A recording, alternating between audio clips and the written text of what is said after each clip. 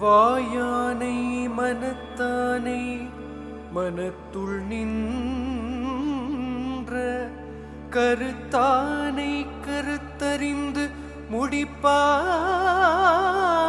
தன்னை தூயானை தூவெள்ளை ஏற்றான் தன்னை சுடர்த்திங்கள் சடையானை தொடர்ந்து நின்றயின் தாயானை தவமாய தன்மையானை தலையாய தேவாதி தேவர்க்கு என்றும் சேயானை தெல்கூடல் திரு ஆலவாய்